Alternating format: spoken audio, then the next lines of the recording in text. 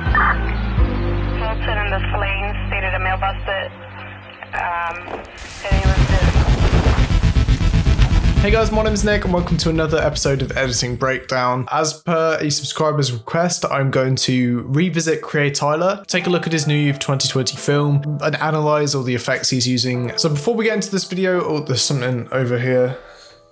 Oh, it's the like button. Please press it. Also, subscribe if you're new to the channel. I do tutorial videos like these. I want to quickly start by saying this video seems a lot more raw and a lot more unedited than his other videos. But once you go through the layers, it's actually a lot more well crafted than his previous videos. I don't mean that as a diss on his previous videos. It's a different sort of editing style.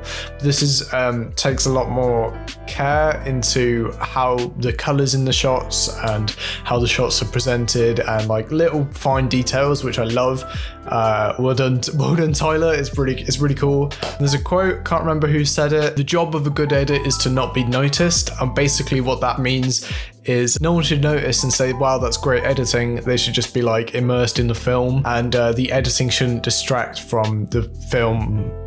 Yeah, the first thing I'm going to go into is he's got a subtle like film grain overlay over the top of it. I think I found the one he's using. He might be using a plugin, but one that's very similar, and I'll have it linked in the description below. It looks like this, and the reason I like it is it's not too over the top like a lot of film grain overlays are, and it's really subtle and you probably wouldn't really notice it too much except subconsciously whilst you're watching the video. It makes it, even though like they're very modern cinematic shots, gives it a bit of that vintage sort of hipster sort of feel to it, which I don't know, just works really well with the style he's going for. Next thing I'm talking about is the color grades. Now it seems like he's color grading each individual shot really well. Colors are really vibrant, especially in the scenes where he seems to be in like Philips Hue lit rooms or something. There's one where it's blue and then it's purple. He's very meticulously color graded it. Now I'll link to some color grade like tutorial videos if you want to down in the description. I don't think I have many of them on my channel. I think I need to upload some soon.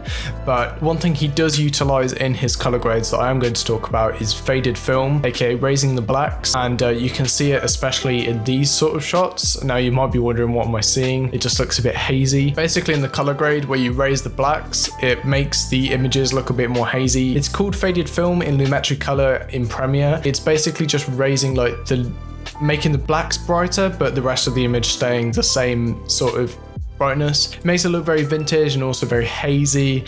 It's working especially well with the vibrant colors that I keep going to call him Crea Tyler was going for in this one, because it makes them seem a lot more full and fill up more of the frame, and just makes it feel like he's walking through the color, almost as if there's colored smoke in the room.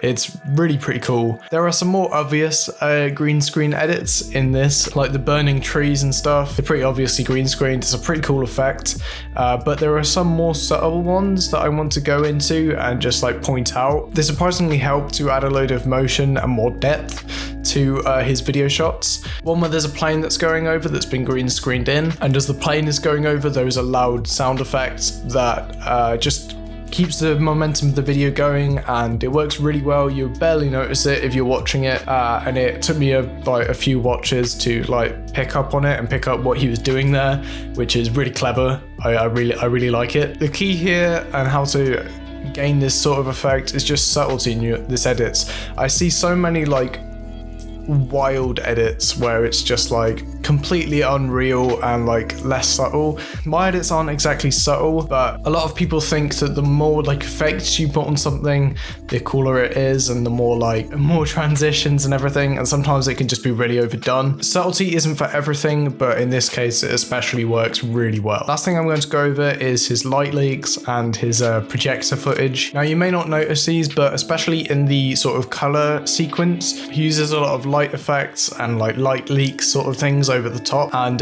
they're quite unnoticeable because he manages to cut them really well into the video. They might actually be like actually in the footage and he might be using lights. You can definitely do this sort of effect with light leaks. It just adds another layer to the cinematography and it still looks really cool. Just wanted to point that out. And the projector stuff, is pretty noticeable, but he has these shots with jellyfish in the background, which reminds me of this one scene out of James Bond, and it looks really cool, but he's obviously got a projector that is projecting on the wall and he's in front of it. And this is especially a physical effect, so I can't teach you how to do this in Premiere or anything. I've used projectors in the past for video projects I've done, and they create a really cool effect and just add another layer onto what you're doing, and it's awesome. And yeah, that's about it. Thank you for watching this video. Leave a like if you liked it, and comment down below any videos you want me to create next, or any ideas you have, or any other Crea Tyler effects you want me to analyze. Don't forget to hit that subscribe button, and I'll see you guys in the next video.